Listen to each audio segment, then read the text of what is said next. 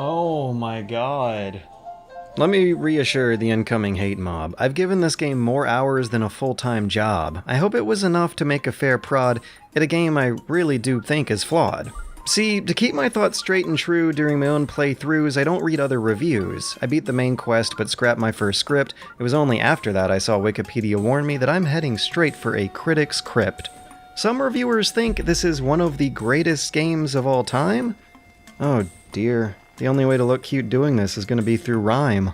Don't get me wrong, I liked the game, but I know my own playing habits may be to blame. I binged through it almost to 100% completion, so very quickly its charms burnt out to depletion. Since Nintendo's applying some lessons learned from Western game trends, they somehow made a Zelda that's a lot like Morrowind. Except what they've cooked up is like an RPG system with no experience points, on top of a map with very seductively placed viewpoints.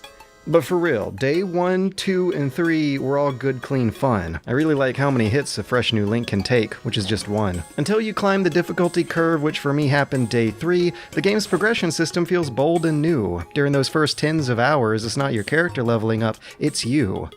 Pick your battles, learn to dodge, and be a hearty eater. Those all help you more than filling your heart and stamina meter. Before I could just mash through combat bouts or just climb over the most fun routes, I stumbled onto a challenge that I have to give a shout out. Eventide Island plays to all the game's strengths. I did it with just 5 hearts and no magic powers, which is probably why it took me most of that whole day's hours. It could have gone faster if my route was a little less braver, but this is one part of the game I wanted to savor. But I'm sure all the lavish praise that could be given has already been said, so I'd rather take a look at stuff they can improve for next time instead. Don't hate me yet, I like the direction the series is taking, but that doesn't mean Zelda's immune to the issues of games it's now aping. During the later hours of most open worlds, I find they always copy and paste more than I'm willing to forgive, so I'm surprised more people didn't find Zelda's second half just straight repetitive. It was on day 4, that's when I remember the grind starting to feel rough, so I think there's things that need to be said, and the backlash may be tough, but I'll just make the best of it.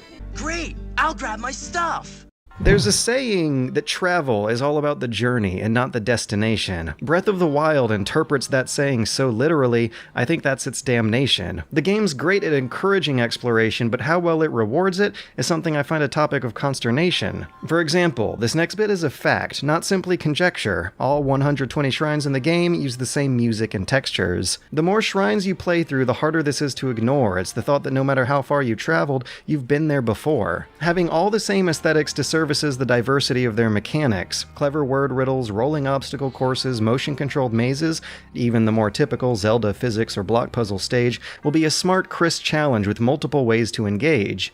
But the thrill of their discovery is no visual payoff, especially the tests of strength, those can shove right off. There are about 17 of those, and honestly, who doesn't think that's more than enough? Just wait until you dig into the 900 Korok seeds, those quickly turn into useless collectible fluff. The transaction for those seeds is a real logical departure. In exchange for a handful, this guy gives his maracas a pull, somehow making your backpack much larger? Okay. There's contextual hints here that you're actually collecting poo. So if you venture out seeking long-lasting permanent rewards, all your stops out there boil down to just 2. Korok seeds and shrines are a dozen a dime, and when totaled together, they make you sit through a lot of lost time.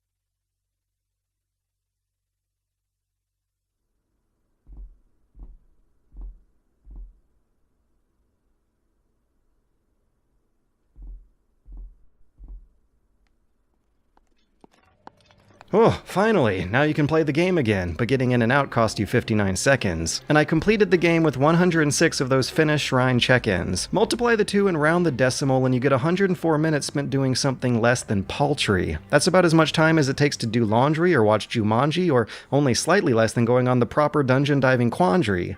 Shrines and seeds are the vast majority of what's over the hills and around the bins, but destination stagnation also applies to the main quest's ends. The 4 main dungeons all play by the same rules, and they can't be beat by any new tools. Since your Sheikah Slate's creative suite is what lasts you for the entire game's weeks, nothing out there can pass over a certain complexity peak. The 4 dungeons all have to be beatable out of order, and they can't burst out of some very compact borders. These were probably really hard to program. They look amazing, goddamn. But they're so short and small, they took me about 30 minutes each to conquer. They're the only part of the game I wish took longer. They never give or ask of any new tools, they all play by the same rules, repeating so much that I wonder who are they trying to fool? That stone has the information for the layout of this divine beast. Can you make it there? Kudos to the Goron temple for beginning in a different way. I reviewed my footage and counted the time, and when comparing minutes spent in dungeons versus fading in and out of shrines, the two numbers aren't that far away. This is probably the one criticism of the game that's going to be the least controversial. It's how many enemies you'll see during your traversal. Compare Breath's list of bad guys to those of previous games, and the size of its bestiary looks so very tame. Between only 1 in 3 Zelda monsters made it through.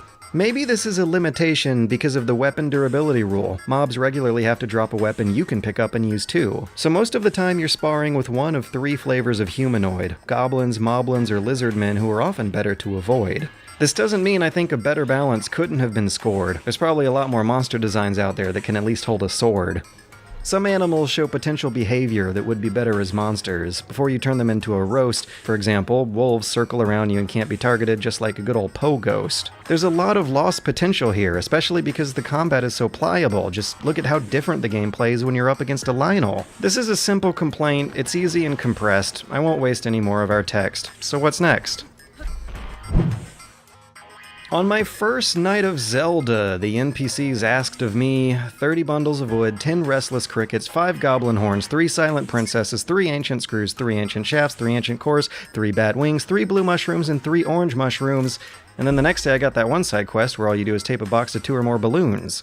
The side quests in Breath are usually short and localized. They're very numbers-driven affairs of solving villagers' problems that rarely have a good story to share. Sure, we have some exceptions, as there always are, but this time they're a real scant minority. But because of the series we're talking about, side quests were actually my biggest priority. My all-time highest standards for what a side quest can say remains with Anju and Cafe, but side characters in Breath are so flat they've got too much romantic naivete. Breath of the Wild differentiates between side quests and shrine quests. It's as if this whole tab is labeled stuff that's far from the best.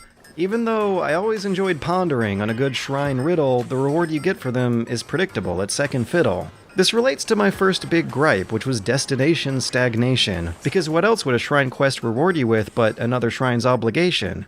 Solve a riddle, fly with a dragon, or wash up on a beach like you're from a wrecked ship, they'll all just send you right down here again, mashing the button to skip. Which really killed the thrill of adventure. It's always a shrine at the end of your lines. The mystery's spoiled in the name. The outcome of a shrine quest is always known in advance, so a lot of my time with the game's side content blurs into one long, dreamy trance.